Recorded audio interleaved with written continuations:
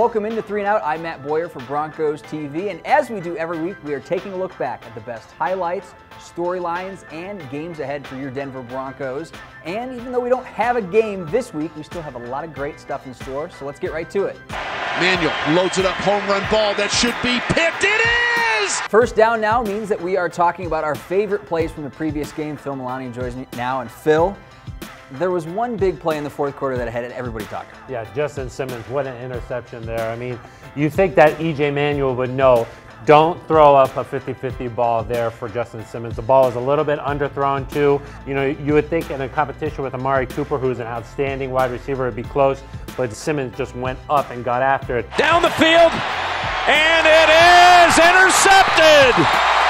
Simmons with the pick, out-battled Cooper for the football. And then he was talking to us in the locker room, and he was like, I thought I jumped too early, but it turns out he jumped just right at the perfect amount of time. When we see Will Parks and Justin Simmons having good games like this, maybe it's no longer baby no fly. Maybe this is no fly. Well, you see, sometimes they still get a little bit confused when they're switching from zone to man and stuff like that, but gosh, those two in particular had an outstanding game against the Raiders.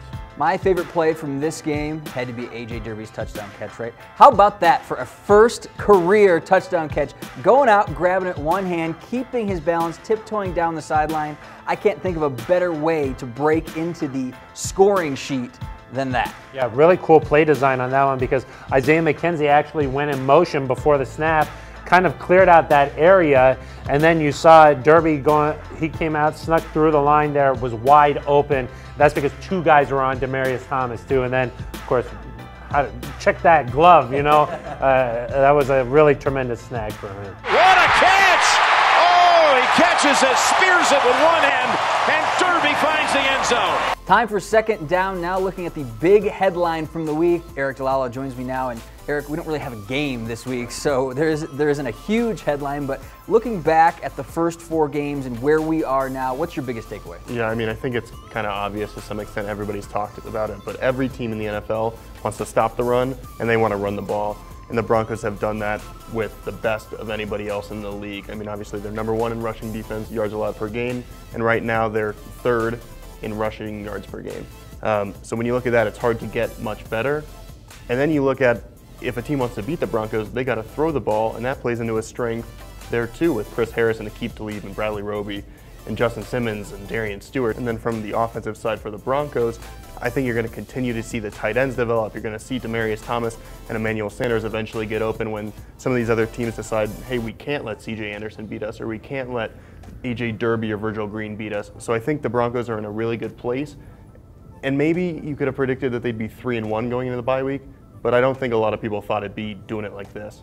Coaches love to break up the NFL season into quarters. We've hit the quarter poll #1. Going into the second quarter, what can we expect? What can we look forward to? Yeah, well, it's interesting because a lot of teams are probably looking at themselves right now, but if you're the Broncos, you have to also be paying attention to the AFC West. The Raiders, if you look at their schedule coming up, they've got the Ravens, they've got the Chargers, they've got a short week game against the Chiefs at home on a Thursday that I think will be really, really interesting for this division race. They could have Derek Carr back by then. That'd be a really interesting development. If you look at the Chiefs, they're at Houston, then play the Steelers, then are at Oakland for that short week, and then welcome the Broncos on that Monday night.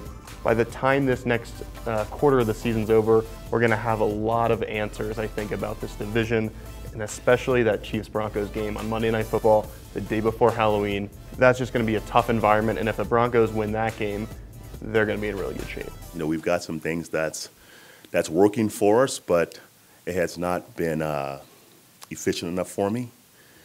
Defensively, obviously, stopping the run was a goal of ours, and that's happening. Our pass coverage is pretty tight, but we've given up too many explosive passes. That's led to points. You know, so obviously it's some good and bad there. Time for third down now with senior reporter Andrew Mason and Mace. We usually look ahead to next week's game on third down. We don't have a game this week, so we're going big picture. We're looking at it all right now. So does this make it 3rd and very long, Yes. like 3rd and 20? Yeah. 3rd and 25? 3rd and very long. 3rd and 12. How about that? We're looking at the next 12 weeks.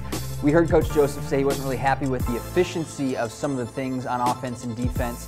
What can we expect how can we expect that to change in the next couple of weeks? Well, the bye week gives you a chance for some extra practices. You've got the Wednesday practice, and then you have a Monday practice coming after the bye, and usually teams use those practices to focus on areas that need a little bit of extra work. So you can imagine that the Broncos would probably take those extra 2 practices and may put a little extra emphasis on red zone work.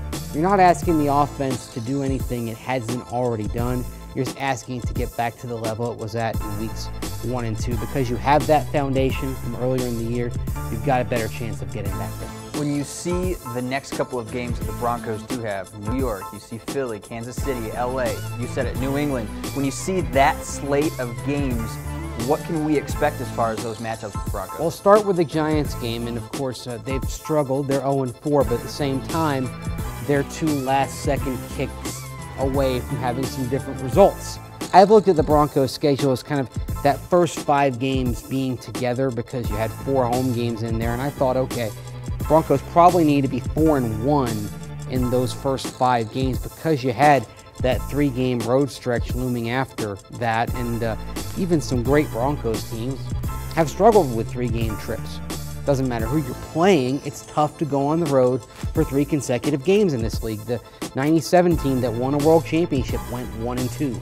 So you needed a fast start. And then on the backside of that, New England coming in, struggling on defense, but Tom Brady in the offense, point a minute, right up there among the league leaders. So it's a pretty key stretch the Broncos have here coming out of the bye week, one that may determine the course of the season that follows. Seeing what things we can improve on to help us, close out this 12-game stretch that we have coming up. And so it'll be good, though. A lot of guys will feel well rested, with the quick bye, but it'll be good. We look forward to it. That'll do it for us on 3 and Out. Special thanks to Austin Brink and Aaron Gunning behind the camera, as well as Phil Milani, Eric Dalala, and Andrew Mason. I'm Matt Boyer for Broncos TV. Thank you so much for joining us, and we will see you next week on 3 and Out.